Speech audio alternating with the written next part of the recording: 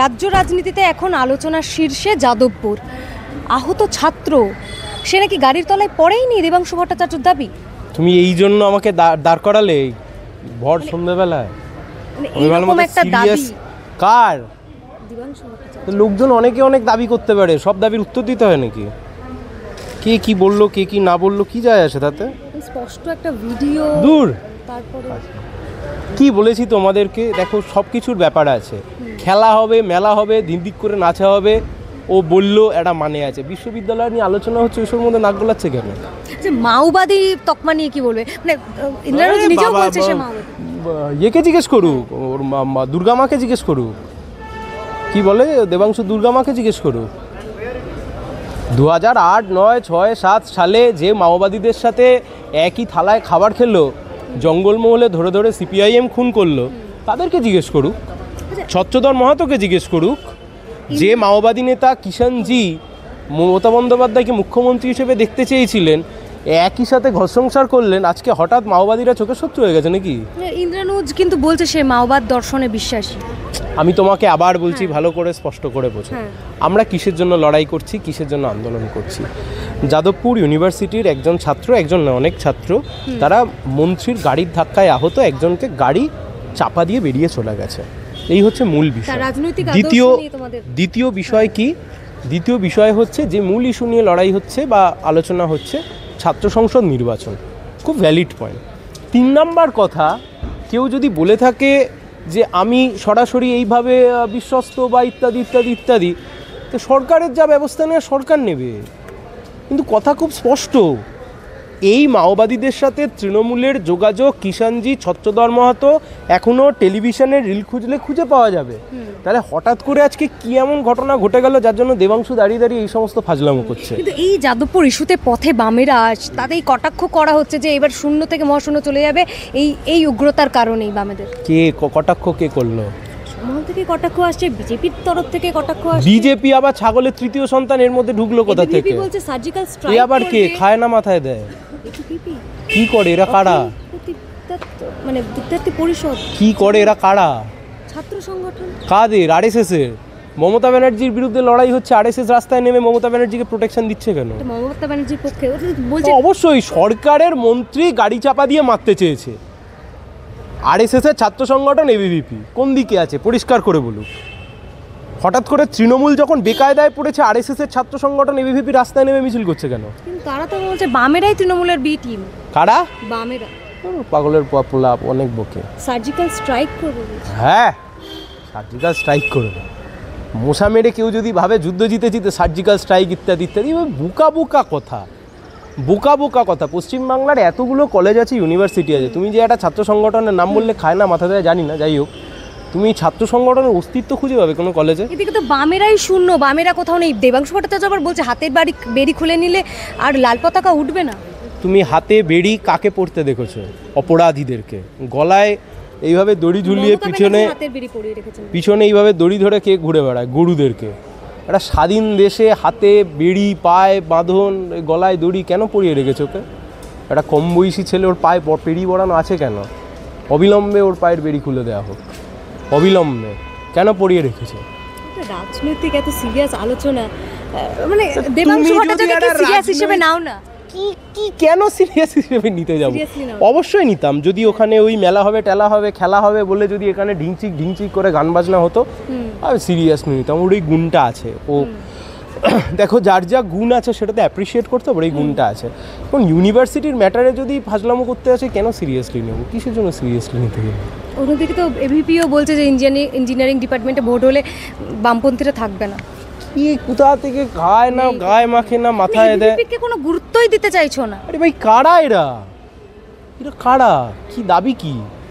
লড়াই হচ্ছে একদিকে মমতা ব্যানার্জির মন্ত্রিসভার মন্ত্রী ব্রাত্য বসু, অন্যদিকে বামপন্থীরা। তুমি বলো এর মাঝে এবিভিপি এলো কোথা থেকে? তাহলে ওকে তো কাউকে না কাউকে পক্ষ নিতে হবে। তাহলে আরএসএস কার পক্ষ নিয়েছে এখন? মমতা ব্যানার্জির। পরিষ্কার সত্য। শুভেন্দুবাবুকে উত্তর দিতে হবে বিরোধী দলনেতা হিসেবে। আমরা ব্রাত্য বসুর গ্রেপ্তারির দাবি করেছি, শুভেন্দুবাবু কি ব্রাত্য বসুর গ্রেপ্তারি চান, হ্যাঁ কি না?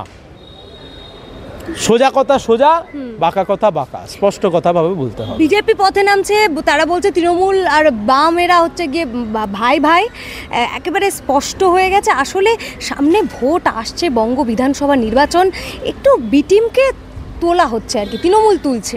এটা আবার কে বলেছে? বিজেপির কোন নেতা? বিজেপির তরফ থেকে একেবারে প্রকাশ্যে একদম পোস্টার করে, কেউ বলেছে নাকি এসব? রেড টেররিজম পোস্টার নিয়ে মিছিল হচ্ছে। রেড টেররিজম, হাসি লাগে না এদের? সারাদিন কোর্টের পরে এসব বলছে, একটু মজা নিচ্ছে, এবার বাড়ি যাবো। বলেছিল তৃণমূলের চোরগুলোকে ধরে জেলের মধ্যে পুরব, কালীঘাটের ভাইপো জেলের ভাত খাবে, কালীঘাটের কাকু এখন বাইরে ঘুরে বেড়াচ্ছে, আর এখন এসব গাঁজাগুড়ি গল্প দিচ্ছে বামপন্থীরা, রেড টেররিজম ইত্যাদি ইত্যাদি ইত্যাদি। নৈরাজ্য সৃষ্টি করা হয়েছে যাদবপুর ক্যাম্পাসে, পড়াশোনার পরিবেশ নেই। এই বাম তৃণমূলের তো কেন্দ্রীয় সরকারের যে পরিসংখ্যান দেয় তাতেই তো যাদবপুর প্রথম 5টা না কটা ইউনিভার্সিটির মধ্যে রয়েছে।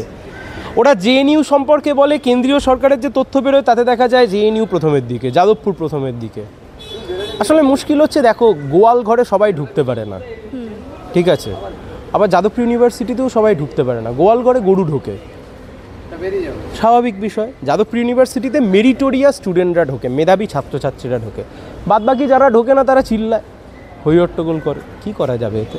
তুমি বলো না, পশ্চিমবাংলায় এত কলেজ আছে, তুমি কি একটা ABCD EF GHCI কি একটা সংগঠনের কে যাই হোক একটা সংগঠনের নাম বলে তুমি খুঁজে বের করো তো, একটা সংগঠন খুঁজে বের করো তুমি, এদের নেতাকে, তুমি সেই নেতাকে বলো তুমি কবে শেষ রাস্তায় দেখেছো ছাত্রছাত্রীদের জন্য আন্দোলন করতে, তুমি এটা নাম বলতে হবে তো। আমি তৃণমূল ছাত্র পরিষদের 5টা নেতাকে চিনি, কারণ এরা নবান্ন অভিযানেও তো কে ছাত্র নেতা, নবান্ন অভিযান, সে আবার ছাত্র কোত্থেকে এলো? ছাত্র দাদু ঠাকুর দ্বারা এসেছিল, ছাত্র কোথা থেকে এলো? কি সব তোমরা বলছো? ছাত্র দাদু ঠাকুর দ্বারা এসেছিল। এখন ওরা যদি ABVP হয়, মানে কি ABCD হয় আমি জানি না, বলতে পারবো না, কিন্তু বিজেপিকে উত্তর দিতে হবে। কালীঘাটের কাকু বেল পেলো কী করে? বিজেপিকে উত্তর দিতে হবে। জ্যোতিপ্রিয় মল্লিক বেল পেয়ে বেরিয়ে আসলো কীভাবে? উত্তর দিতে হবে। অনুব্রত মণ্ডল থেকে শুরু করে কালীঘাটের কাকু হয়ে একের পর এক মামলায় অপরাধীরা বাইরে বেরিয়ে আসছে কিভাবে? সারদা রোজ ভ্যালির মামলায় এখনও অবধি কেন তার ট্রায়াল শুরু হয়নি? উত্তর দিতে হবে ভাইপোর বিরুদ্ধে এত তথ্য প্রমাণ থাকা সত্ত্বেও কেন, কিসের জন্য আজ অবধি কেউ গ্রেপ্তার করতে পারেনি? শুধু ফাঁকা আওয়াজ দিয়ে লাভ আছে? শুধু হইহট্টগোল করলে হবে? এত বড় একটা কাণ্ড যাদবপুরে এরকমভাবে ছাত্র আহত হলো মন্ত্রীর গাড়ির তলায় যাওয়া পড়ে, মুখ্যমন্ত্রী চুপ, সেকেন্ড ইন কমান্ড। আমি যদি তৃণমূলের তরফ থেকে স্টেটমেন্টের কথা বলি, কোনো অফিসিয়াল স্টেটমেন্ট নেই, অভিষেক বন্দ্যোপাধ্যায়ও কিছু বলেননি এখনো।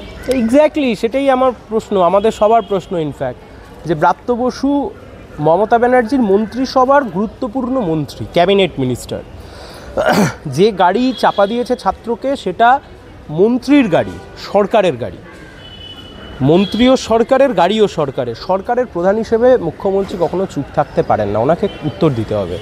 কিন্তু শুভেন্দুবাবুকে উত্তর দিতে হবে, উনি ব্রাত্য বসুর গ্রেপ্তারি চান, হ্যাঁ কি না? আমরা ব্রাত্য বসুর গ্রেপ্তারের দাবি করছি। রাজ্যের বিরোধী দলনেতা, উনি বিজেপির বিরোধী দলনেতা নন, রাজ্যের বিরোধী দলনেতা স্পষ্ট করে বলুক উনি সরকারের মন্ত্রীর গ্রেপ্তার চান, ইয়েস অর নো। চ্যালেঞ্জ যে শুভেন্দু অধিকারীকে প্রমাণ দিতে হবে তিনি রাজ্যের বিরোধী দলনেতা। তোমার সাথে যদি শুভেন্দুবাবু দেখা হয়, শুভেন্দুবাবুকে আমার নাম করে বলো যে আমি বলেছি, জিজ্ঞাসা করেছি, আমরা ব্রাত্য বসুর পদত্যাগের দাবি করছি, এই ঘটনায় ব্রাত্য বসুর গ্রেপ্তারের দাবি করছি। বিরোধী দলনেতাও কি গ্রেপ্তারের দাবি করছে, হ্যাঁ কি না? ব্যাস, যদি দাবি না করে পরশুদিন থেকে কালীঘাটের গোয়ালে ঢুকে গেলেই হয়ে গেল। সহজ কথা, অসুবিধার কি আছে? A team, B team, C team, D team ওসব পরে হবে।